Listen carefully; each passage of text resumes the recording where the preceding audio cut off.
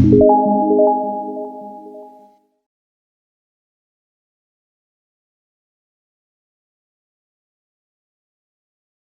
सो now let us see oral pills. तो जो temporary methods थे उसमें हमने क्या क्या देखा था, बैरियर मेथड, केमिकल मेथड और जो हार्मोनल मेथड हमने देखा था उसमें आएगा ओरल पिल्स।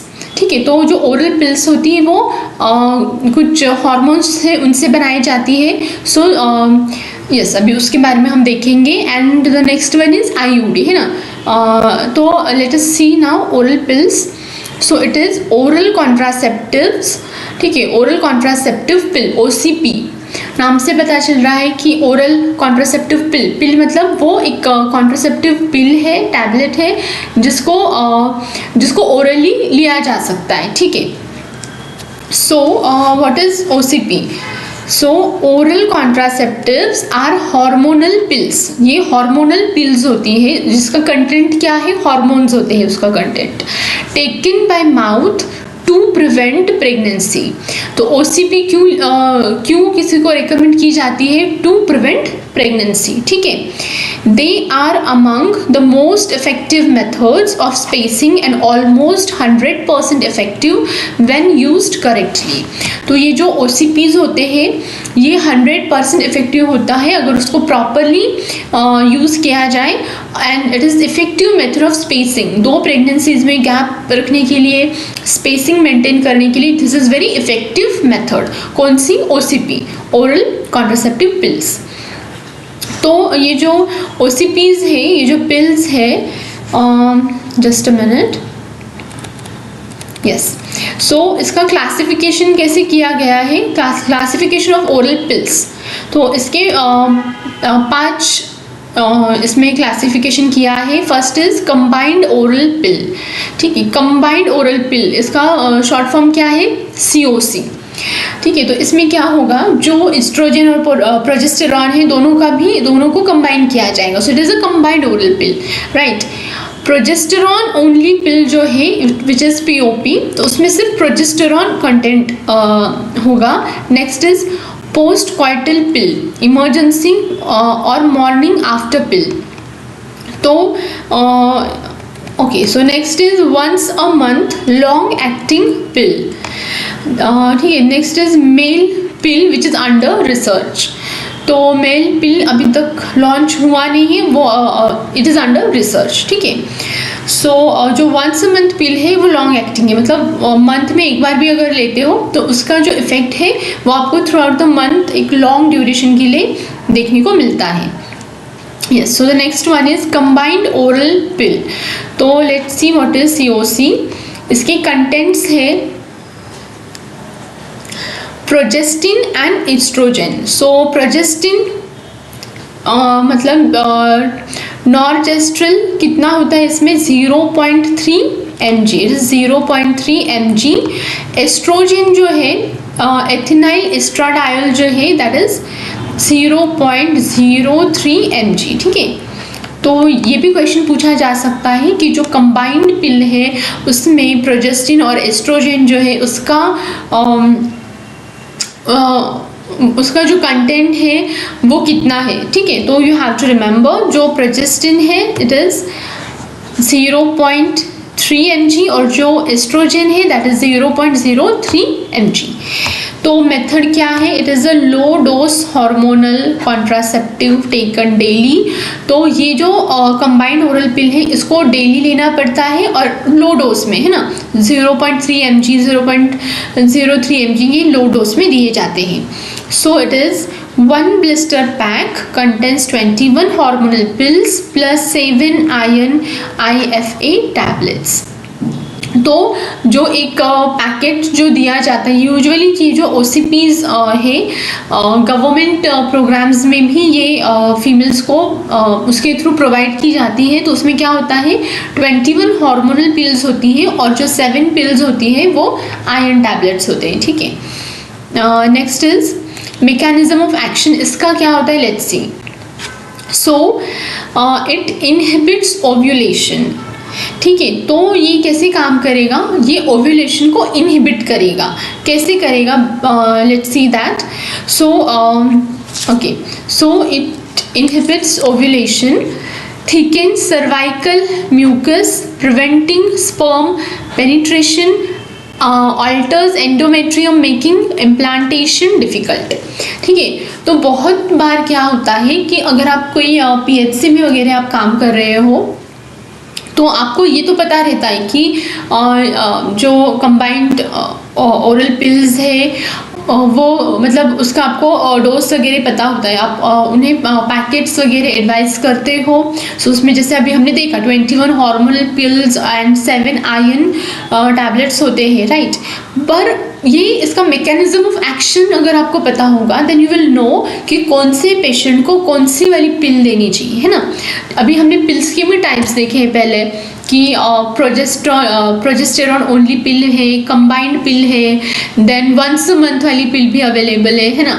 तो कौन से पेशेंट को कौन सी वाली पिल की ज़रूरत है ये आपको पता होना चाहिए। वो जो पिल है वो किस तरह से काम करती है, उसका मैकेनिज्म ऑफ एक्शन कैसा है, ये बीइंग अ डॉक्टर आपको पता होना चाहिए। सो नाउ लेट्स सी दैट।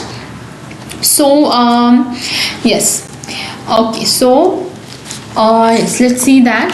तो ये जो OCP है, ठीक है, जो COC है, कंबाइंड पिल है, तो ये कैसे काम करेगा, जो ओव्यूलेशन होता है ये उसको इनहिबिट करेगा। ठीक है, अगर ओव्यूलेशन ही नहीं हो रहा है तो क्या होगा, ओव्यूलेशन अगर ही नहीं हो रहा है तो जो फीमेल है वो कैसे कंसीव करेगी, राइट। तो और क्या होगा उसमें, थिकन सर्वाइकल म्यूकस, मतलब जो सर्वाइकल है उसका जो म्यूकस है ये उसको थिक करेगा, थिकन होने में हेल्प करेगा, जिससे क्या होगा, प्रिवेंटिंग स्पर्म पेनिट्रेशन। तो जो स्पर्म है वो उसका पेनिट्रेशन ना हो पाए, क्योंकि जो सर्वाइकल म्यूकस है अगर वो थिक हुआ है तो स्पर्म वहाँ पे उसका पेनिट्रेशन वहाँ पे नहीं हो सकता। ठीक है, alters endometrium making implantation difficult. तो इससे क्या होगा, जो इम्प्लांटेशन है वो नहीं हो पाएगा। ठीक है, तो मतलब एक तो सबसे पहले ओव्यूलेशन नहीं होगा, उससे इनहिबिट करेगा, सेकेंडली स्पर्म को भी ये पेनिट्रेट नहीं होने देगा, और मतलब अगर जो ओवम है और स्पर्म है अगर इसका फ्यूजन हुआ है तो उन केसेस में क्या होगा, it alters endometrium. So endometrium को ऑल्टर करने से क्या हो जाएगा, जो इम्प्लांटेशन है वो इम्प्लांटेशन ही वहाँ पे नहीं होगा। ठीक है, so this is a mechanism of action. So eligible candidate कौन है, any woman after proper screening and counselling. ठीक है, तो आपको प्रॉपरली जो वुमन है उसकी प्रॉपर हिस्ट्री लेनी है, और फैमिली प्लानिंग को लेकर उनकी क्या नीड्स है, या फिर उनकी रिक्वायरमेंट सो फैमिली प्लानिंग को लेकर के उनकी रिक्वायरमेंट्स क्या है, ये सारी चीज़ें आपको उन्हें प्रॉपरली पूछना है और प्रॉपरली काउंसिल करना है। ठीक है, तो instructions for use, let's see that now. Okay, so consultation and screening before starting. So सबसे पहले कंसल्टेशन और स्क्रीनिंग करनी है, आपको प्रॉपर हिस्ट्री लेनी है, पेशेंट की क्या रिक्वायरमेंट्स है वो देखना है, उसका हेल्थ स्टेटस क्या है वो देखना है, अकॉर्डिंगली आपको उन्हें जो काउंसलिंग है वो करनी है। ठीक है, then start new pack every cycle on the 5th day of menstruation. तो पेशेंट को ये चीज़ बताना इंपॉर्टेंट है, बिकॉज ऐसे नहीं है कि ये टैबलेट्स आप कभी भी ले सकते हो, है ना, बिकॉज ये हार्मोनल पिल्स है। तो जैसे कि नेचुरल वे में बॉडी हार्मोन्स जैसे सेक्रेट होते हैं, काम करते हैं, फंक्शन करते हैं, तो उसके ही अकॉर्डिंग, उसी क्लॉक के अकॉर्डिंग हमें ये जो पिल्स हैं ये पेशेंट को रिकमेंड करना है। ठीक है, सो हमें पेशेंट को ये चीज़ बतानी है कि 5th day of menstruation, this is important, कि 5th डे ऑफ मेंस्ट्रुएशन जब होता है तब आपको क्या करना है, स्टार्ट न्यू पैक। जो न्यू पैक होता है और 21 पिल्स एंड 7 आयरन पिल्स वाला जो पैक है वो आपको कब स्टार्ट करना है पेशेंट में, जब 5th डे ऑफ मेंस्ट्रुएशन। ठीक है, next is take 1 tablet daily at the same time. ठीक है, एक टैबलेट रोज लेनी है सेम टाइम पे। This is a hormonal pill. तो हार्मोन्स जो होते हैं वो जो हमारी बॉडी है वो एक क्लॉकवाइज फैशन में वर्क करती है ना, कि कुछ हार्मोन्स होते हैं वो रात को सेक्रेट होते हैं, कुछ हार्मोन्स होते हैं वो अर्ली मॉर्निंग सेक्रेट होते हैं, राइट। तो इसे हमें रोज़ एक ही टाइम पे लेना है, टाइम में हमें ज़्यादा वेरिएशन नहीं चाहिए। If a pill is missed take as soon as possible. अगर गलती से कोई पेशेंट पिल लेना भूल गया तो उसे ये बताओ, ऐसे नहीं कि आज मैं ये टाइम पे मैं पिल लेती हूँ, आज मैंने नहीं ली तो let's skip it today and वो पेशेंट कल ले लेगा पिल, ऐसे नहीं। तो उन्हें आपको एक्सप्लेन करना है कि अगर आप भूल भी जाते हो तो जैसे as soon as you remember आपको वो पिल लेनी है, ठीक है। Next is regular follow up is advised. तो रेगुलर फॉलोअप के लिए आपको उन्हें काउंसिल करना है, फॉलोअप का इम्पोर्टेंस उन्हें बताना है कि जो एक ओवरऑल हेल्थ है और जो पिल्स वो ले रहे हैं तो उसका जो इफ़ेक्ट है, मतलब कुछ साइड इफ़ेक्ट देखने को मिल रहा है क्या, जैसे कि हाइपरटेंशन, वेट गेन, या फिर कोई अगर प्रॉपरली उन्होंने कुछ टैबलेट्स नहीं लिए, कुछ टैबलेट्स स्किप हो गई हैं तो उसकी वजह से प्रेगनेंसी तो कंसीव हुई है या नहीं हुई है, ये सारी चीज़ें टाइमली चेक करने के लिए फॉलोअप कितना इम्पॉर्टेंट है, आपको उन्हें ये चीज़ का इम्पॉर्टेंस समझाना है, ठीक है। तो इसके एडवांटेजेस क्या है? Easy to use, effective and cheap, controlled by woman herself, can be started और stopped any time except pregnancy. तो ये जो पिल्स हैं ये प्रेगनेंसी के टाइम पे नहीं देने हैं, ठीक है। तो अगर कोई लेडी प्रेग्नेंट है तो उन्हें हम OCP हम रेकमेंड नहीं करेंगे, ठीक है। सो कभी भी ये पिल्स को पेशेंट में हम स्टार्ट कर सकते हैं या फिर स्टॉप कर सकते हैं, जस्ट एक्सेप्ट प्रेगनेंसी। तो ये चीज़ ध्यान में रखनी है, ठीक है।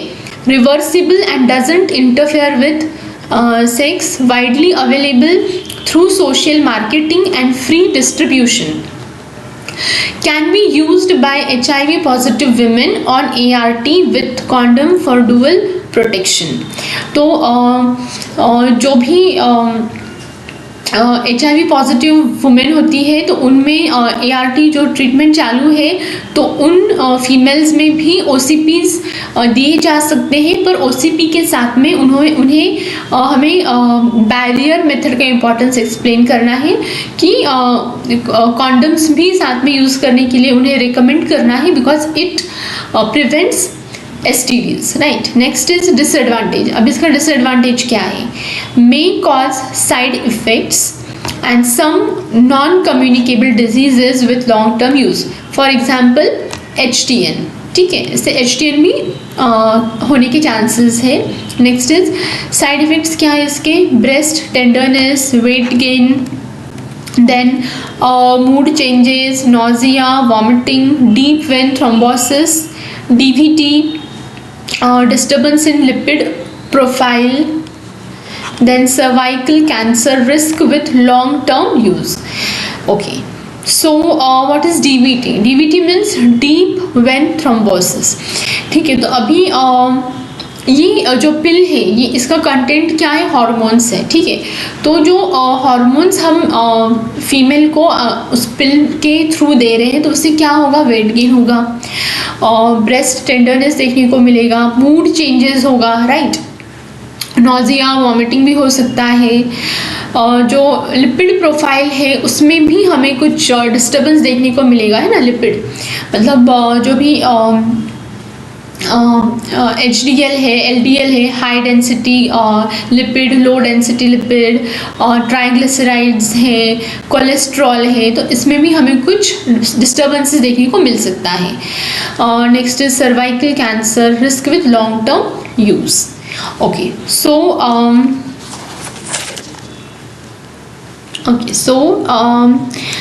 यस, तो ये जो अभी हम ये देखेंगे कि एस्ट्रोजन जो है वो मतलब इसका क्या रोल है इसमें, ठीक है। तो अभी DVT में क्या होता है? डीप वेन थ्रोम्बोसिस, ठीक है। सो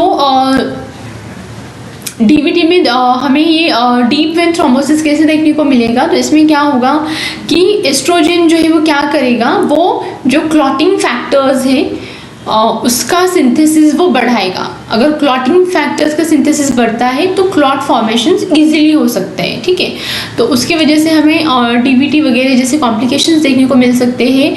नेक्स्ट इज एस्ट्रोजन क्या करता है, इट नेचुरली इट इज़ एक मिनट,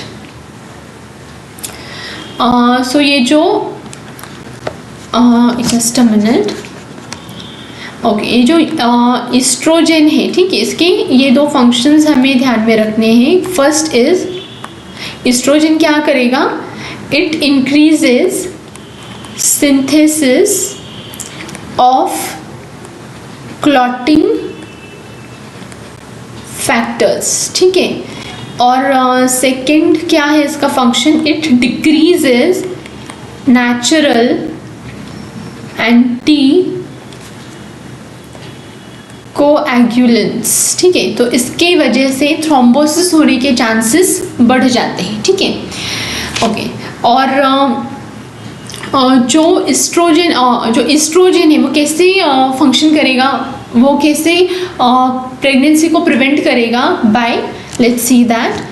तो एस्ट्रोजन क्या करेगा, और इट विल सप्रेस जो FSH होता है उसे ही वो सप्रेस करेगा, है ना, फॉलिकुलर स्टिमुलेटिंग हार्मोन। तो जो ओवम है, ओवम को मैच्योर होके रिलीज होने के लिए जो हार्मोन लगता है, स्टिमुलेट करने के लिए जो हार्मोन लगता है वो होता है follicle stimulating hormone which is FSH। तो ये उसे सप्रेस करेगा। तो अगर ओव्यूलेशन नहीं होगा ना, जो हमने अभी देखा एस्ट्रोजन से क्या होगा, ओव्यूलेशन नहीं होगा। तो कैसे नहीं होगा, क्योंकि वो FSH को सप्रेस करेगा। तो जो फॉलिक्यूलर डेवलपमेंट है ओवरी में वो नहीं होगा उससे, ठीक है। नेक्स्ट ये क्या करेगा, स्टेबलाइजेस एंडोमेट्रियम, ठीक है। सो एंडोमेट्रियम को ये क्या करेगा, स्टेबलाइज करेगा। तो इससे क्या होगा, prevents break through bleeding. So we all know कि मेंस्ट्रुएशन में क्या होता है, जो एंडोमेट्रियम है उसकी जो लेयर है, तो ब्लीडिंग के टाइम पे वो लेयर भी उसकी, ठीक है, तो ब्लीड होता है। तो इससे क्या होगा, ये एंडोमेट्रियम को स्टेबलाइज कर देगा। Next what will it do,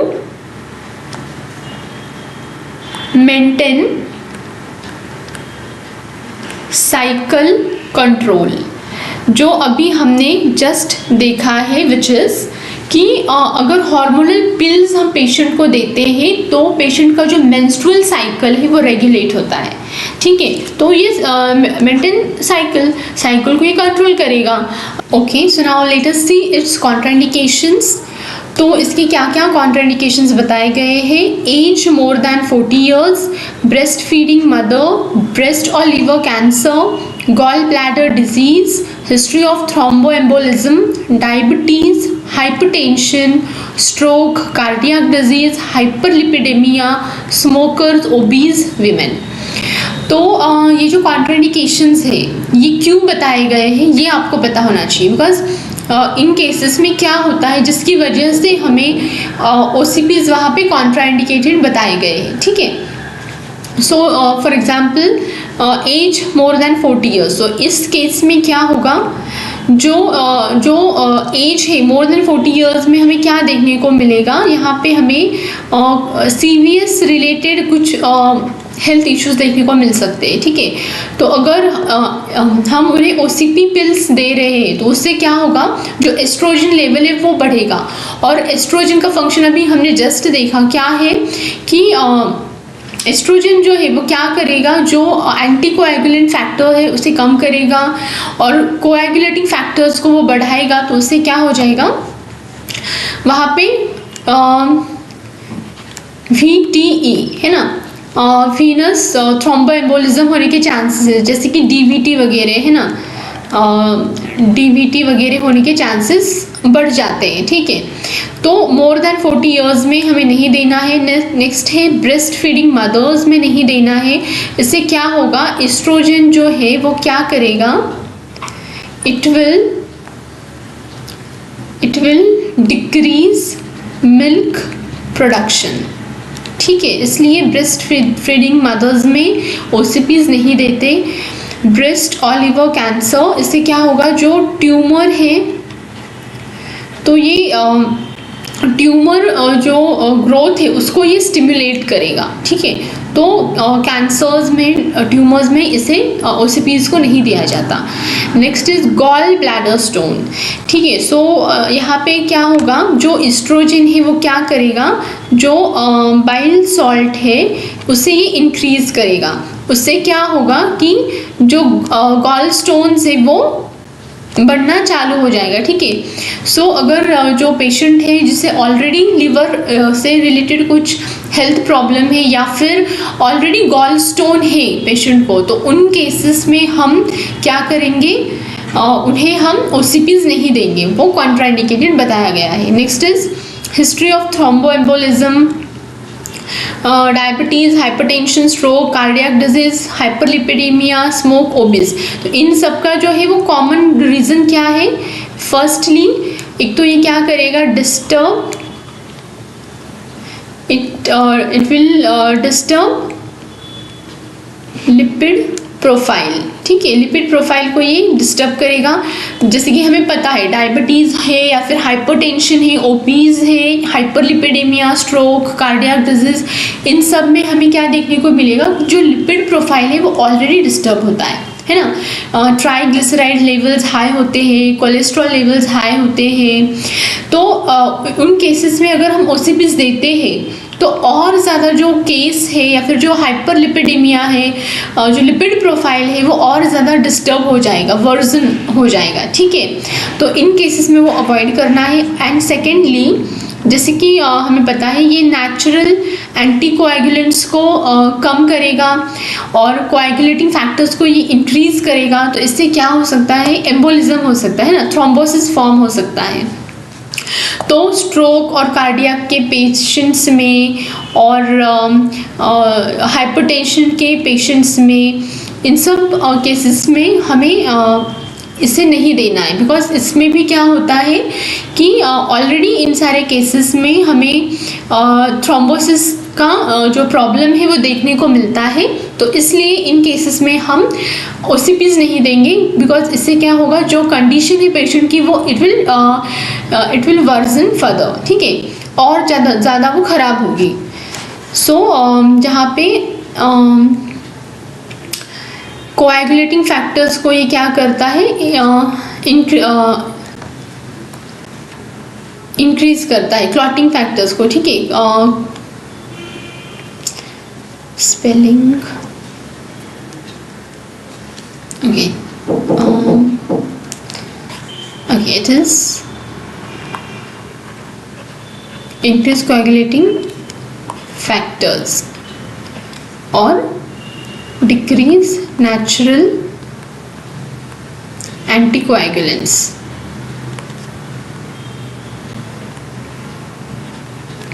okay, so अभी ये जो कॉन्ट्राइंडिकेशंस है इसे हम कैसे इजीली याद रख सकते हैं, ठीक है। अभी यहाँ पे इतने सारे डिजीजेस के नाम आए हैं, ठीक है। तो इसके लिए एक निमोनिक है, I will tell you just a minute, ठीक है। तो निमोनिक जो है, लेट्स सी दैट, ओके। सो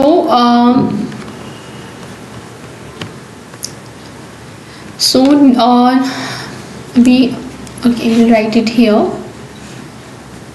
ठीक है। जो कॉन्ट्राइंडिकेशन है इसके लिए जो निमोनिक है वो है ACHES। What does this mean, x. हम बोलते हैं ना हेड एक हो रहा है, एक मीन्स पेन, ठीक है। तो आपको याद रखना है एक्स। तो एक्स में क्या है इसका full form, let's see that. So the number one is A and A stands for abdominal, yes, pain, ठीक है। यहाँ पे abdominal pain है, तो abdominal pain में क्या क्या आएगा, उसमें आएगा गॉल ब्लैडर आएगा, लिवर आएगा, है ना। एब्डोमेन में जो जो ऑर्गन्स है आप उससे उसे कोरिलेट कर सकते हो, ठीक है। Next is second is C. So C में सी को हम क्या बोलेंगे, चेस्ट पेन, ठीक है। तो चेस्ट पेन में मोस्टली क्या आएगा, MI वगैरह है ना, heart related, cardiac related issues. Then third में क्या आएगा, H स्टैंड्स फॉर हेडेक, ठीक है, H स्टैंड्स फॉर हेडेक, तो इसमें क्या आएगा, स्ट्रोक, माइग्रेन, ठीक है। Then fourth is E stands for eyes या फिर विजन, तो विजन और आइज में डिस्टर्बेंस देखने को मिलेगा। And fifth one is S stands for swelling leg, मतलब इसमें क्या होगा, DVT, ठीक है। तो DVT कैसे हो रहा है, OCP से कैसे और ज़्यादा वर्जन कर रहा है, ये सब चीज़ें अभी हमने देख ली, ठीक है। तो ये निमोनिक याद रखो X, तो जो OCP है उसका कॉन्ट्राइंडिकेशन जो बताया है उसके लिए आपको निमोनिक याद रखना है, ACHESX। A stands for abdominal pain, C stands for chest pain, H stands for headache, E for eye और vision, and S for swelling leg. तो एब्डोमिनल पेन से आप क्या याद करोगे, gall bladder, liver. Chest pain से आप याद करोगे myocardial infarction. Then H headache से आप याद करोगे स्ट्रोक। तो स्ट्रोक में जो प्रॉब्लम होता है आपको पता है ना, एक तो मतलब हेडेक से आप माइग्रेन, स्ट्रोक, इसे आप कोरिलेट करोगे। E for eyes, then S for swelling leg, तो वहाँ पे लेग में स्वेलिंग जब होती है, क्लॉट होता है, थ्रोम्बोसिस होता है, तो वो क्या होता है, DVT, deep vein thrombosis. Alright, so now let's see additional benefits. So एक जो इसका मेन बेनिफिट होता है OCP का, कि ये क्या करेगा, प्रेगनेंसी को प्रिवेंट करेगा। पर इसके अलावा, कॉन्ट्रासेप्शन के अलावा इसके क्या क्या benefits, let's see that. Reduces risk of endometrial and ovarian cancer, prevents anaemia due to reduced menstrual bleeding, protects from pelvic inflammatory disease, PID, ठीक है। PID का फुल फॉर्म है pelvic inflammatory disease. Useful in ovarian cyst, ectopic pregnancy prevention, helps in menstrual regulation and PMS relief. So let's see this. Yes, इसके साथ में जो 7 iron tablets दी जाती है, एंड साथ ही में जो ये एंडोमेट्रियम को ऑल्टर करता है, कि जिसकी वजह से ज़्यादा ब्लीडिंग नहीं होती है, ठीक है। तो उससे क्या होगा, ज़्यादा ब्लड लॉस नहीं होगा, और उससे क्या होगा, एनीमिया को ये प्रिवेंट करेगा। Next is PID, pelvic inflammatory disease जो है उसके अगेंस्ट भी ये प्रोटेक्शन प्रोवाइड करेगा। नेक्स्ट इज ओवेरियन सिस्ट या फिर एक्टोपिक प्रेगनेंसी, ठीक है। तो ओवेरियन सिस्ट मतलब जो PCOS की केसेस होती है, तो PCOS में क्या होता है, जो मेंस्ट्रुअल साइकिल है वो इरेगुलर होता है, ठीक है। तो इसकी वजह से क्या होगा, OCP की वजह से जो मेंस्ट्रुअल साइकिल है वो प्रॉपरली रेगुलेट होगा, तो जो ओवेरियन सिस्ट का प्रॉब्लम है वो नहीं होगा। नेक्स्ट इज एक्टोपिक प्रेगनेंसी, तो इसमें क्या है कि जो प्रेगनेंसी जो इम्प्लांटेशन है, इम्प्लांटेशन कहाँ पे होना चाहिए, यूट्रस में होना चाहिए। पर अगर यूट्रस की जगह पे फैलोपियन ट्यूब में अगर इम्प्लांटेशन होता है तो उसे एक्टोपिक प्रेगनेंसी कहा जाता है, ठीक है। तो उससे भी ये प्रिवेंट करेगा। एंड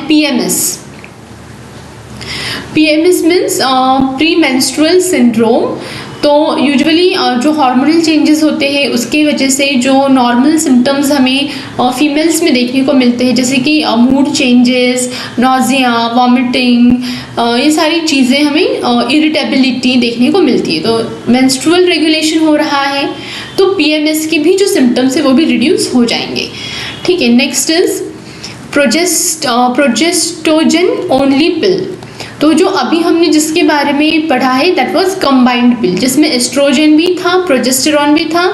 अभी हम प्रोजेस्टोजन ओनली पिल देखेंगे विच इज़ द मिनी पिल। तो इसके ब्रांड नेम्स क्या है, माला D, माला N, ठीक है। तो नॉरिडे एंड माइक्रोलेट। तो यस, ये क्वेश्चन आपको पूछा जा सकता है कि जो गवर्नमेंट प्रोग्राम्स होते हैं उसमें कौन से पिल्स प्रोवाइड किए जाते हैं। So it's like Mala D and Mala N ये प्रोवाइड किए जाते हैं, ठीक है।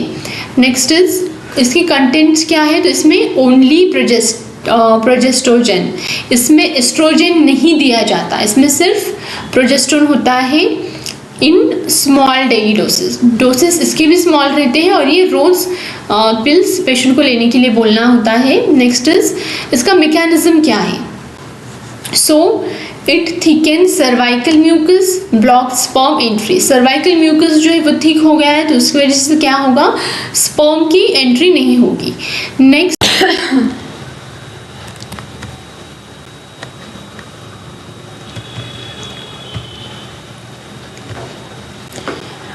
Okay, so now let us see what is post coital emergency pills. तो इसका यूज़ है कि to prevent pregnancy after unprotected intercourse और कॉन्ट्रासेप्टिव फेलियर। तो इसके दो टाइप्स होते हैं, first is hormonal method and second is copper T insertion. ठीक है, तो जो हार्मोनल मेथड होता है उसमें जो इंटरवेंशन हम देते हैं विच इज हार्मोन। ठीक है, तो कौन सा हार्मोन होता है, इट इज लीवोनॉर्जेस्ट्रिल 0.75 mg। ठीक है, तो इसके दो डोसेस दिए जाते हैं 12 आवर्स अपार्ट। तो विद इन 72 आवर्स आप हार्मोनल मेथड पेशेंट को आप रिकमेंड कर सकते हो। ठीक है, तो इसकी जो टैबलेट्स मार्केट में अवेलेबल है वो है आई पिल, इजी पिल, अनवांटेड 72। ठीक है, now copper T insertion with in 5 days। तो यहाँ पे आपको जो चीज़ ध्यान में रखनी है कि ड्यूरेशन क्या बताया गया है। ठीक है, जैसे कि हार्मोनल मेथड में हमने देखा विद इन 72 आवर्स ड्यूरेशन बताया गया है और कॉपर टी के लिए विद इन 5 days। ठीक है, तो ये चीज़ हमें ध्यान में रखनी है, इस पर आपको MCQ भी आ सकता है एंड आपकी क्लिनिकल प्रैक्टिस के लिए भी आपको ये चीज़ पता होना ज़रूरी है। सो कॉपर टी इंसर्शन में जो एडवांटेज है that is 99.9% it is effective. So what is copper T, तो जो इंट्रायूटेराइन डिवाइसेस होते हैं IUDs, जो टेम्पररी मेथड्स में जो एक मेथड हमने देखी जिसमें IUD मेंशन किया था, सो लेट्स सी कि भी वो क्या है इन डिटेल। ठीक है, so it is most effective reversible spacing method of contraception after sterilisation. So this method is most effective. ठीक है, वन मोर थिंग कि अभी इसके हम टाइप्स देखेंगे कि जो IUDs होते हैं उसमें भी कुछ टाइप्स होते हैं, जैसे कि कुछ मेडिकेटेड होते हैं, कुछ नॉन मेडिकेटेड होते हैं। ठीक है, तो now let's see that there are 2 main types, non-medicated IUDs and medicated IUDs. Both are made of polyethylene or other polymers. ठीक है, medicated और bioactive IUDs release metal ions, copper, hormones, progesterone. ठीक है, तो जो मेडिकेटेड IUDs होते हैं तो उसमें कौन से दो एलिमेंट हमने देखे हैं, एक तो मेटल आयन होता है जैसे कि कॉपर एंड सेकेंडली हॉर्मोन्स होते हैं जैसे कि प्रोजेस्टेरॉन। ठीक है, so let's see its classification. First generation IUDs, तो जो फर्स्ट जनरेशन IUDs होते हैं which are non medicated devices, तो they are made up of polyethylene, various shapes such as S-shaped loops, spirals, coils, rings, bows है ना, इन सब इसमें वो अवेलेबल होते हैं, वेरियस शेप्स में अवेलेबल होते हैं। बेस्ट नोन, इसका बेस्ट एग्जाम्पल क्या है, फर्स्ट जनरेशन IUDs का बेस्ट एग्जाम्पल क्या है, इट इज़ लिपिज लूप। ठीक है, ये एग्जाम्पल आपको ध्यान में रखना है। Next is commonly used in developing countries, तो जो डेवलपिंग कंट्रीज होती है उसमें ये कॉमनली यूज होता है। यस, ये एग्जाम्पल आपको अच्छे से याद रखना है। Next is double S shaped device made of polyethylene, non toxic, non tissue reactive, extremely durable. तो ये जो फर्स्ट जनरेशन IUD है it is a non medicated IUD। ठीक है, तो ये नॉन मेडिकेटेड है तो इसका हमें कुछ भी साइड इफेक्ट वगैरह कुछ देखने को नहीं मिलेगा and it is extremely durable. Contents barium sulphate visible on x-ray. It contains barium sulfate visible on x-ray. So अभी बेरियम सल्फेट आपको पता होगा कि जो भी गैस्ट्रो इंटेस्टिनल का हमें जब डायग्नोसिस करना होता है और उसकी जो भी एक्सरे या फिर सिटी स्कैन्स वगैरह करते हैं, so at that time barium meal या फिर बेरियम इनेमा दिया जाता है because it is a radio opaque agent, right. तो यस, तो फिर जो ये फर्स्ट जनरेशन आईयूडी है, it contains barium sulphate, that is why it is visible on x-rays, right. Next is sizes A B C D. तो ये जो IUD है ये डिफरेंट साइजेस में अवेलेबल है. जैसे कि जो डी साइज है, it is the largest, suitable for multiparous women. So A B C D, तो जो डी साइज है इट इज़ लार्जेस्ट, और मल्टी पैरस वुमेन मतलब who has given birth to multiple children, ठीक है. So next is its side effects. So इसके side effect क्या है? पेन एंड ब्लीडिंग, ठीक है. So these two are the common side effects of IUDs, pain and bleeding. और yes, next is has tail or thread which is of nylon to check position and for removal. So this is important because by this tail the female can she herself can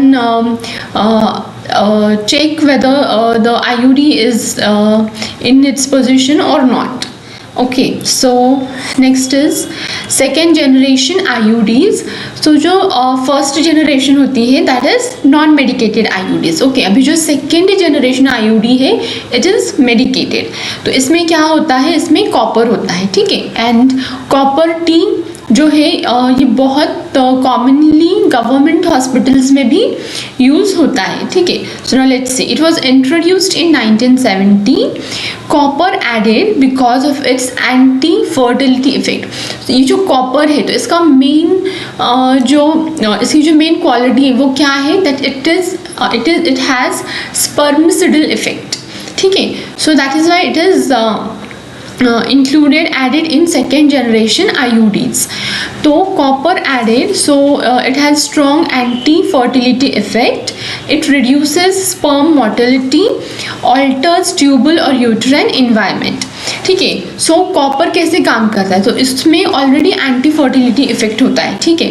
secondly, reduces sperm motility, it has spermicidal effect and alters tubal uterine environment, ठीक है. तो जो uterine environment है, so basically जो endometrium है तो उसका हाँ, तो उसमें जो भी चेंजेस है, जो भी ऑल्टरेशंस हमें देखने को मिलेंगे, सो ये फंक्शन कॉपर का होगा, ठीक है. Next is smaller copper area is equal to easier fit in nulliparous women. हाँ, don't get confuse here. Multiparous women मतलब जिन्होंने दो तीन चार बच्चों को जिन्होंने बर्थ दिया है, that is a multiparous women. और nulliparous means who has not given birth yet, ठीक है. Next is okay, smaller copper area easier to fit. Okay, then next is its example. So earlier there was copper 7 and copper T 200. Now newer जो अभी available है तो उसमें क्या क्या available है? Copper T 220C, than copper T 380A और copper T 380AG. Now what is this A and this AG? So this A stands for arm and this AG stands for silver, ठीक है. और silver क्यों add किया गया है? तो उसकी ड्यूरेबिलिटी बढ़ाने के लिए सिल्वर को ऐड किया गया है, ठीक है. और जो मोस्ट कॉमनली यूज हुआ मतलब होता है विच इज़ दिस, ठीक है, कॉपर टी 380. और ये जो है 220, 380, these are the sizes of copper T. So Nova T is also there. Then this copper T 250, copper T 375, all right. Now ML means multi-loaded devices, ठीक है. ML stands for multi-loaded devices. Difference क्या है इसका? Copper surface area का difference होता है, silver core Ag prevents copper corrosion. Just मैंने अभी आपको कहा कि सिल्वर जो है उसकी ड्यूरेबिलिटी है ना, उसका लाइफ स्पैन बढ़ाता है, so it prevents copper from corrosion. Next is इसकी एडवांटेजेस क्या है, so low expulsion rate, lower side effects, less pain and bleeding, long effective life। for example अगर copper T380A देखेंगे तो it has 10 years of life span, then copper T200 देखेंगे तो it has 4 years and Nova T has 5 years। ठीक है, तो इसके advantages हमने देख लिए हैं। Next is third generation IUDs, hormonal IUDs. ठीक है, so again let's quickly revise. तो जो आईयूडीज थे उसके दो बेसिक टाइप्स होते हैं, one is medicated, another is non medicated. जो नॉन मेडिकेटेड होते हैं उसमें हमने देखा फर्स्ट जनरेशन आईयूडी, जिसका एग्जाम्पल था क्या था, yes, Lipizzlope, that was the first generation IUD। now the second and third generation IUD हमने देखा, जो second generation था वो कौन सा था, यस कॉपर टी, उसमें कॉपर होता है एंड फर्दर अगर हम देखें तो उसमें Ag मतलब सिल्वर भी ऐड होता है for increasing life span of copper, right. और नेक्स्ट जो भी हम देखेंगे that is third generation IUD. इसमें क्या होता है, it is medicated by hormones. तो क्या होता है, let's see, so it release progesterone or levonorgestrel, progesterone released daily in uterus, example LNG IUS। then mode of action क्या है इसका भी, प्रोजेस्टेरॉन जो होता है it is called as a pregnancy hormone. ठीक है, so let's see that. So mode of action क्या है इसका, it increases cervical mucus viscosity which prevents the sperm entry. ठीक है, तो अगर जो प्रोजेस्टेरॉन है वो डेली अगर उसका सेक्रेशन हो रहा है थर्ड जनरेशन आईयूडी की वजह से, तो उसमें उसका एक्शन क्या है, मोड ऑफ एक्शन क्या है, हाउ इट वर्क्स। सो वो क्या करेगा, जो सर्वाइकल म्यूकोसा है उसकी जो विस्कोसिटी है उसको वो बढ़ाएगा, तो उससे क्या होगा, प्रिवेंट्स स्पर्म एंट्री, स्पर्म की एंट्री नहीं होगी। सेकेंड है it reduces endometrial proliferation, unfavorable for implantation। ठीक है, तो उसकी वजह से क्या होगा, implantation नहीं होगा। नेक्स्ट क्या होगा, decreases tubal मोटिलिटी। सो ट्यूबल मोटिलिटी भी अगर रिड्यूस होती है, so again the sperm can not travel, right. Next is acts as post-coital contraceptive if inserted within 5 days। तो ये जो हार्मोनल आईयूडी है ये पोस्ट कॉइटल इंट्रासेप्टिव के जैसे भी काम करता है, अगर इसे आफ्टर एनी कॉन्ट्रासेप्शन फेलियर और आफ्टर अनप्रोटेक्टेड इंटरकोर्स अगर विद इन 5 days आप पेशेंट को अगर थर्ड जनरेशन आईयूडी अगर आप उन्हें एडवाइस करते हो तो it acts as post coital contraceptive. ठीक है, so next is its advantages. So its advantage is low menstrual blood loss, low dysmenorrhoea, fewer side effects than copper IUDs. जो वाइडली यूज़ हुआ जाता है IUD that is copper T. ठीक है, सो जो तो वो ज़्यादा यूज़ होता है, बट अभी ये जो है हार्मोनल आईयूडी, तो इसके जो एडवांटेजेस हैं ये क्या है कि मेंस्ट्रुअल ब्लीडिंग कम होगा, डिस्मेनोरिया यानी कि पेन ड्यूरिंग मेंस्ट्रुएशन वो भी कम होगा, fewer side effects than copper IUDs. तो कॉपर आईयूडीज में जो साइड इफेक्ट्स थे वो कम रहेंगे, जैसे पेन ब्लीडिंग सब कम रहेगा। ठीक है, so next is it's disadvantages, it is costly. ठीक है, so the first thing that I mentioned कि कॉपर टी जो है वो ज़्यादा करके यूज़ होता है, गवर्नमेंट सेटअप्स में भी कॉपर टी ही ज़्यादा यूज़ होता है। ठीक है, इसका डिसएडवांटेज सबसे ज़्यादा क्या है हार्मोनल आईयूडी का, it is costly। secondly requires replacement yearly और up to 7 years। तो जैसे कि हमने ड्यूरेशन देखा या फिर लाइफ स्पैन देखा कॉपर टी का, तो वो 10 years 5 years ऐसे था, और ये जो है इसको हर साल रिप्लेस करना पड़ता है। ठीक है, सो नेक्स्ट इज चेंज और रिप्लेसमेंट इंटरवल क्या है इसका, लेट्स सी दैट. सो जो कॉपर T380A होता है इसका ड्यूरेशन है 10 ईयर्स, उसके बाद उसे रिप्लेस कर सकते हैं. Then copper T200 for 4 years, Nova T for 5 years, progesterone IUD for 1 year and levonorgestrel IUD for 7 years. ठीक है, जो हार्मोनल है तो जो प्रोजेस्टेरॉन है उसको 1 ईयर में रिप्लेस किया जाता है और जो लिवोनॉर्जेस्ट्रल है इसे 7 ईयर्स में रिप्लेस किया जा सकता है. Next one is advantages of IUDs. Now ये जो IUD है इंट्रा यूट्राइन डिवाइसेस, इसके क्या एडवांटेजेस हैं? So simple insertion procedure, no hospitalization. So patient को हॉस्पिटल में आके एडमिट होने की ज़रूरत नहीं होती है. It is a OPD procedure. ठीक है, सो कॉपर टी इंसर्शन जो है वो OPD बेसिस में किया जाता है इन गायनेक वार्ड. ठीक है, गायनेक OPD. ठीक है, next is quick insertion few minutes. तो ये जो प्रोसीजर है ये बहुत लेंदी भी नहीं है, विद इन फ्यू मिनट्स ये प्रोसीजर हो जाती है. Long protection once inserted. तो एक बार अगर ये प्रोसीजर हो जाती है तो उसका प्रोटेक्शन लॉन्ग टर्म होता है. Just now we saw 4 years, 10 years, 7 years, right. It is inexpensive, ज़्यादा एक्सपेंसिव भी नहीं है. इट इज़ रिवर्सिबल, है ना. ये टेम्पररी मेथड है, स्पेसिंग के लिए यूज़ की जाती है. So it is reversible. Fertility returns after removal. So if a couple wants to conceive after some time, so this process is recommended to them because it is a reversible process. Next is no daily motivation needed unlike pills. जैसे कि pills को patient को ध्यान में रखना होता है कि कब स्टार्ट करी है और रोज़ पिल्स लेनी है एक्सेट्रा.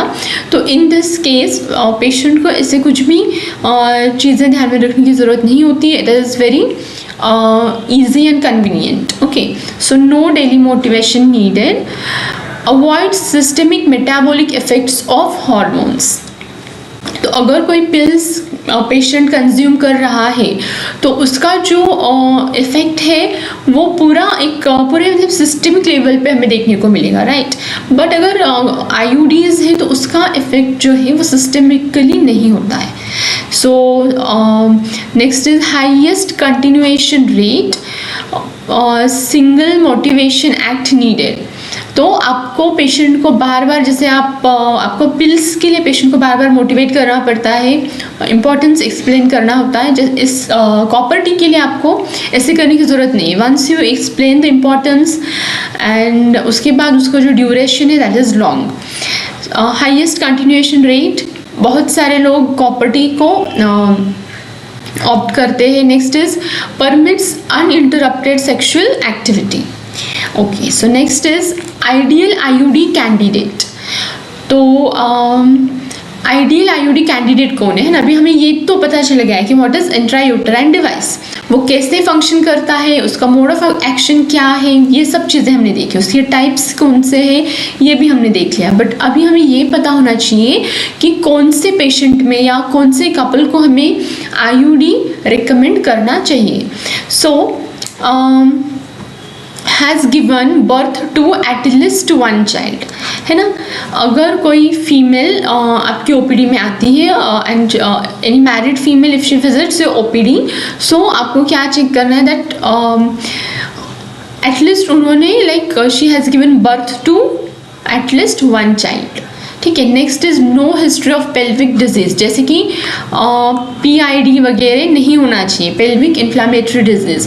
बिकॉज कॉपर टी या फिर IUDs में क्या कॉमन साइड इफेक्ट देखने को मिलता है, that is bleeding and pen.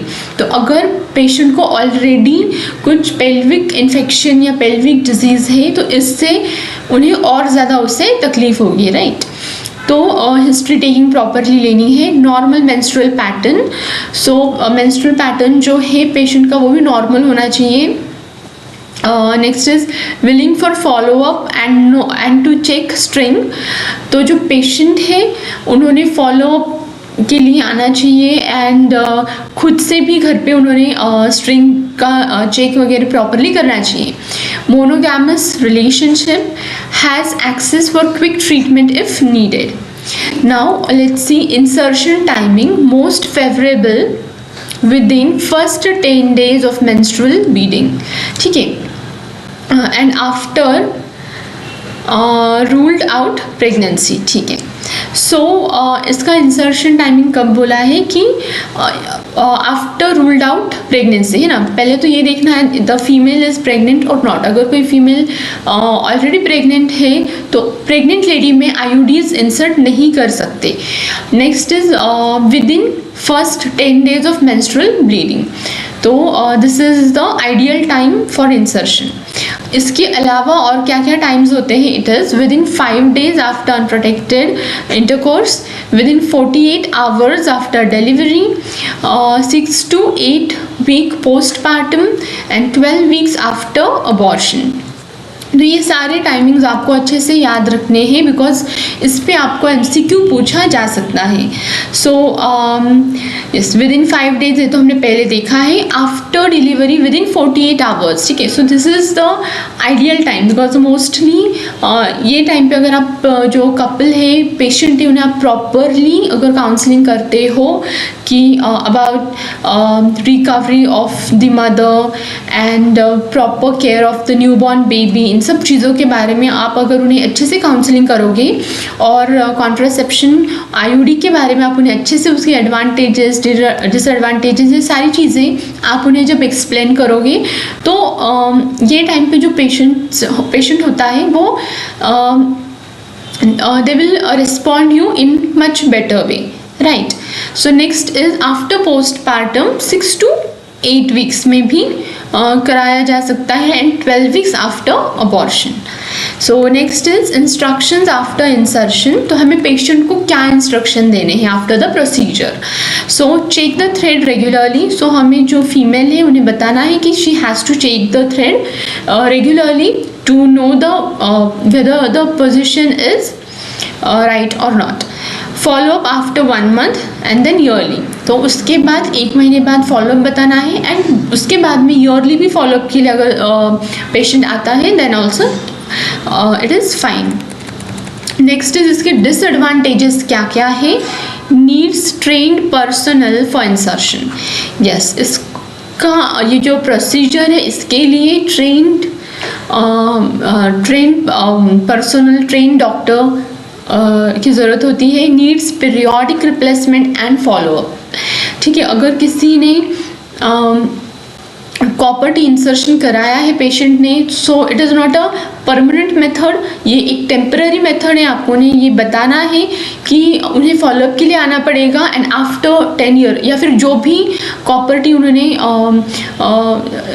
Opt की है, जो भी कॉपर टी इंसर्शन किया है, जैसे कि कुछ कॉपर टी के लिए 10 years था, कुछ के लिए 4 years ड्यूरेशन बताया था, तो अकॉर्डिंग टू दैट उन्हें रिप्लेसमेंट कराना होगा. It is not a temporary method. Next is side effects and complications. Irregular menstrual bleeding, जिससे हमने अभी देखा कि pain and bleeding are the common side effects of IUD. Then pain, dysmenorrhea, backache, abdominal cramp, expulsion. Sometimes तो expulsion भी हो सकता है. PID, pelvic inflammatory disease. Highest risk within first 20 days. तो कॉपर टी की वजह से ज़्यादा इन्फ्लामेशन हो सकता है या फिर कुछ इन्फेक्शन भी हो सकता है और ये इसकी जो हाइएस्ट रिस्क कब होता है? With in the first 20 days of insertion. ठीक है, बिकॉज जो ये आईयूडी है it is a foreign body, है ना. तो अगर आप मतलब अगर पेशेंट में अगर कोई फॉरेन बॉडी इंसर्शन की जाती है तो इन्फेक्शन होने के, इन्फ्लामेशन होने के चांसेस बहुत ज़्यादा बढ़ जाते हैं. Next is uterine perforation. This is the rare complication, but अगर प्रॉपरली इंसर्शन नहीं किया गया तो परफोरेशन होने के चांसेस हो सकते हैं. Ectopic pregnancy if failure occurs. तो 99.9% आयोडीन्स आर इफ़ेक्टिव, पर अगर हम 1% वाला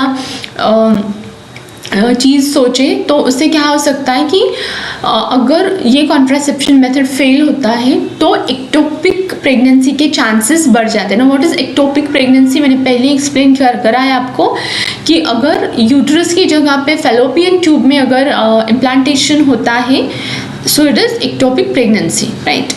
और इसमें जो फैलोपियन ट्यूब है वो बर्स्ट होने के चांसेस होते हैं, ठीक है। So next is anaemia due to heavy bleeding. So जो हेवी ब्लीडिंग है it can ultimately lead to anaemia.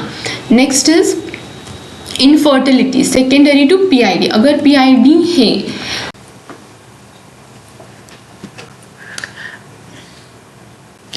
okay, so now let us see its non-contraceptive benefits.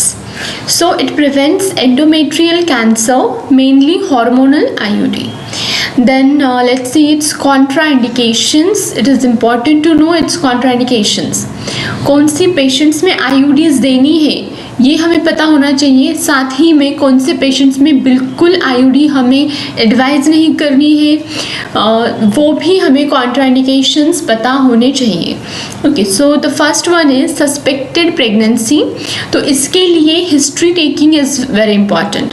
आपको पेशेंट की प्रॉपर हिस्ट्री टेकिंग पूछनी है, जिससे क्या होगा, you will be able to suspect if there is any pregnancy, right?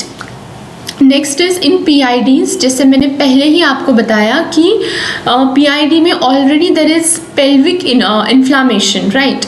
तो अगर इन cases में IUD इंसर्शन करते हैं तो क्या होगा, इन्फ्लामेशन और ज़्यादा बढ़ेगा, इन्फेक्शन बढ़ने के चांसेस भी और ज़्यादा इंक्रीज होंगे, right. Now the next one is vaginal bleeding of unknown aetiology.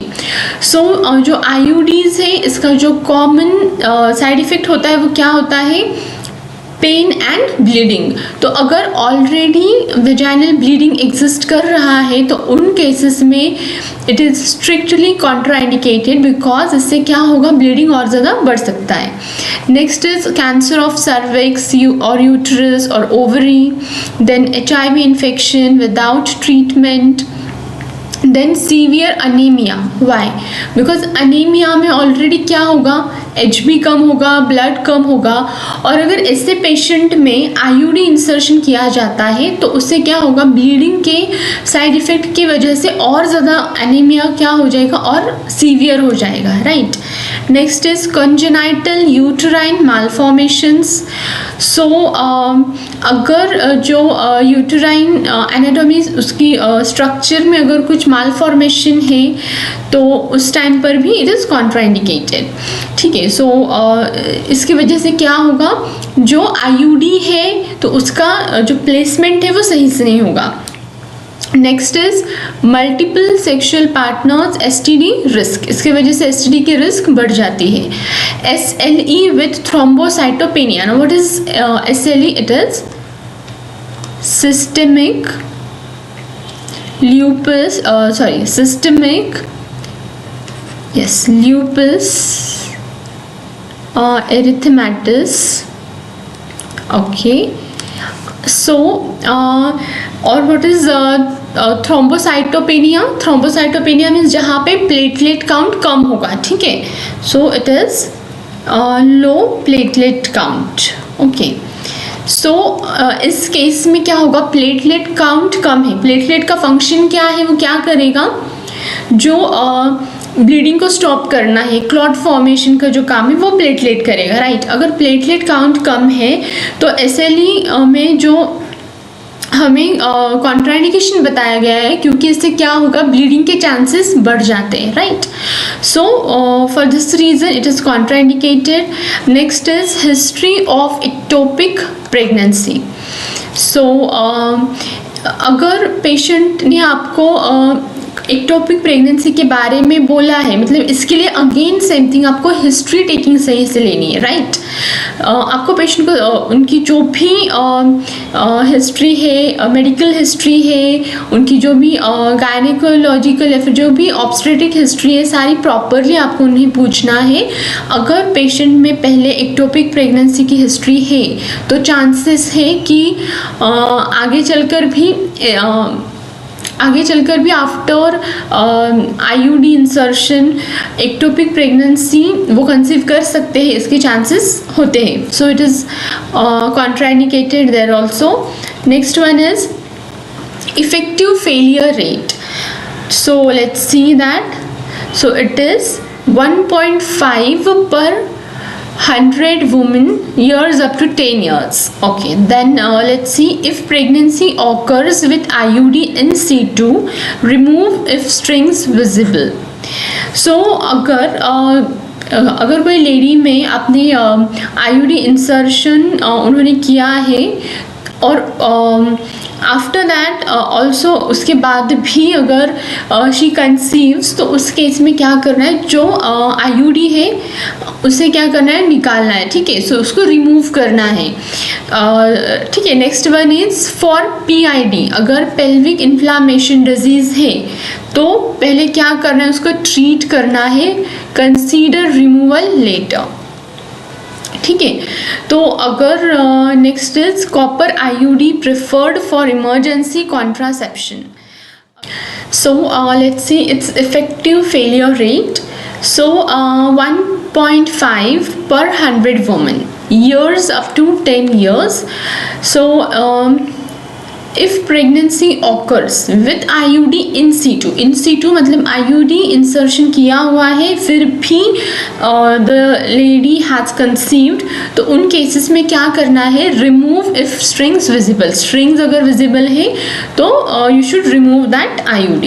next is for PID treat first, consider removal later. अगर PID की कंडीशन है तो उसमें क्या करना है, पहले ट्रीट करना है पेशेंट को एंड देन उसके बाद में उसको रिमूव करना है. Copper IUD preferred for emergency contraception. So जैसे हमने पहले देखा कि in post coital contraception copper IUD can be used within 72 hours. Next is once a month long acting oral pill. Okay, now what is this? So it is long acting progesterone. Okay, so mechanism क्या है इसका, suppress ovulation, thicken cervical mucus, alters endometrium. तो जो हमने progesterone के पहले भी combined पिल में हमने उसके फंक्शन देखे थे, मैकेनिज्म ऑफ एक्शन देखा था.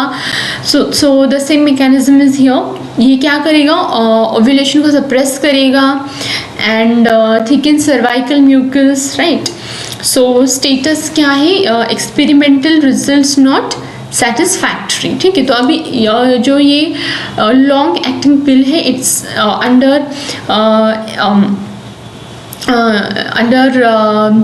ट्रायल रिसर्च, तो इसका जो रिजल्ट है अभी तक इतना सेटिस्फैक्टरी मिला नहीं है. ठीक है, next is male pill still under research and development. So next is injectable contraceptives. So it is its examples are DMPA, its full form is depot metroxyprogesterone acetate every 3 months. ठीक है, so okay, so let's see this. So these are injectable contraceptives. ठीक है, तो जो अभी हमने पहले देखे थे, एक तो पिल्स थे जो ओरली ले रहे थे. नेक्स्ट वाज IUDs, जैसे एक ट्रेन डॉक्टर प्रोसीजर को वो कैरी कर रहे थे. नेक्स्ट वाज जो अभी हम देख रहे, दैट इज़ इंजेक्टेबल, मतलब जो आप पेशेंट को इंजेक्ट करते हो. सो DMPA हमने देखा. Then NETEN, which is northestrone enanthate every 2 months. ठीक है, तो जो DMPA था वो every 3 months इंजेक्ट करना होता है. This one every 2 months. देन DMPA-SC every 3 months again. तो इसके एडवांटेजेस क्या होते हैं, it is long acting, no daily pill and effective. मतलब रोज़ पिल्स लेने से अच्छा अगर इसे आप पेशेंट को इंजेक्ट करते हो तो after every 3 months you can they can take that injection. right, next is its disadvantages. तो क्या disadvantages के, it is irregular bleeding, weight gain, amenorrhea, not reversible immediately. now this is important. इसके जो disadvantages है वो आपको अच्छे से समझना है, बिकॉज इसमें क्या होगा, irregular bleeding होगी बिकॉज आप हॉर्मोन्स इंजेक्ट कर रहे हो पेशेंट में. Right, next is weight gain होगा, अमेनोरिया होगा, and next is reversible not reversible immediately, मतलब जैसे ही हम पिल्स स्टॉप करते हैं सिरल्स या फिर आईयूडी रिमूव करते हैं तो उससे क्या होगा, it is immediately reversible. But जब हम इंजेक्ट करते हैं हॉर्मोन्स को तो वो टाइम पे क्या होगा कि वो रिवर्स तो हो जाएगा but it will take some time, ठीक है। So next is let's see हमें क्या करना है। तो हमें पेशेंट को ensure patient understands delay in fertility return. तो जो आपका काम है, तो इन केसेस में आपको पेशेंट को पहले अच्छे से काउंसलिंग देनी है कि after stopping these injections it will take some time, okay, it will take some time for the fertility to return. Okay, so ये चीज़ें आपको पेशेंट को अच्छे से समझानी है। Monitor for weight, menstrual changes, bones health in long term. As this is hormonal treatment, तो हमें पेशेंट का वेट और जो भी मेंस्ट्रुअल चेंजेस है और जो वेट गेन वगैरह है, ये सारी चीज़ें देखनी है। बोन हेल्थ भी देखना है, ठीक है। So next is implants. Implants क्या होता है, तो उसके टाइप्स क्या है, नॉर प्लांट, इम्प्लानॉन, सबडर्मल रॉड्स। तो इसका इफेक्टिवनेस कितना है, it is more than 99%। Advantages क्या है, it is a long acting 3 to 5 years and it is reversible. तो इम्प्लांट्स में मोस्टली क्या होता है कि जो आपकी जो डर्मिस एपिडर्मिस होती है स्किन, तो वहाँ पे एक हाँ, तो वहाँ पे ट्रेन्ड जो डॉक्टर है तो वो वहाँ पे इम्प्लांट करते हैं। सो जिससे क्या होगा, यस, सॉरी, सबडर्मल रॉड्स। तो सबडर्मली जो इम्प्लांट्स है वो किया जाता है इसमें, और it is a long acting and reversible method. इसके डिसएडवांटेजेस क्या है, it is irregular menses, spotting and it is expensive, right. Next one is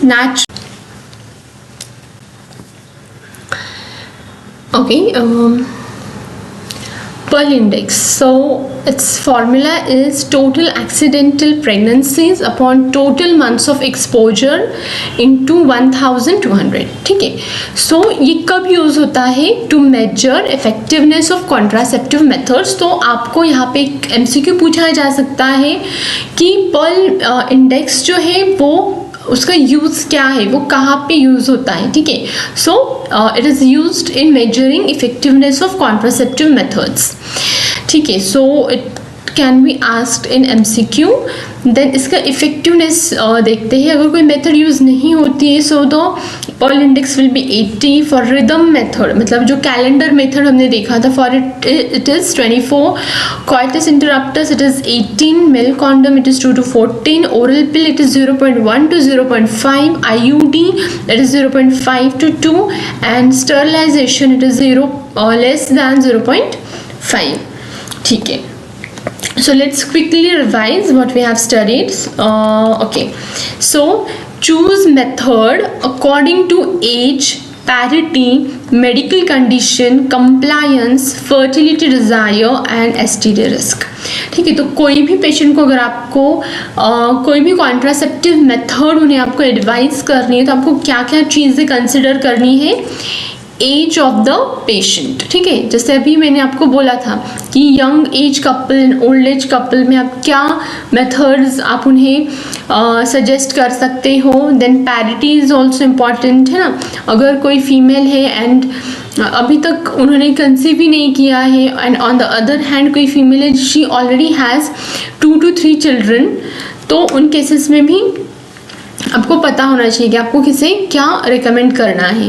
then medical condition, then fertility desire, what the couple wants, like उन्हें conceive करना है या नहीं करना है, क्या है, ऑल दो स्टफ, ठीक है। Then STD risk, this is important. Patient की मेडिकल हिस्ट्री पता होना चाहिए, तो जिससे कि आपने STD के बारे में, सेक्सुअली ट्रांसमिटेड डिजीज़ के बारे में आपको उन्हें अच्छे से काउंसलिंग करनी है, और उस रिगार्डिंग आपको उन्हें सेफ्टी मेजर्स बताने हैं। Next is dual protection, then recommended for high risk individuals. Okay, the next is counseling essential to prevent failure, then misuse and complications. So counseling is very important. So patient को अच्छे से council करना आना चाहिए. Always consider contraindications before prescribing hormonal or surgical methods. So surgical और hormonal methods के लिए सबसे इम्पॉर्टेंट चीज़ है कि आपको कॉन्ट्राइंडिकेशंस पता होने चाहिए. ठीक है, firstly you should know the indications and again most importantly you should know it's contraindication. जो केसेस में कॉन्ट्राइंडिकेशंस बताए गए हैं वो केसेस में आपको जो मेथड्स हैं वो आपको उन्हें रिकमेंड नहीं करने. ठीक है, so yes, this was all about family welfare programme. Thank you.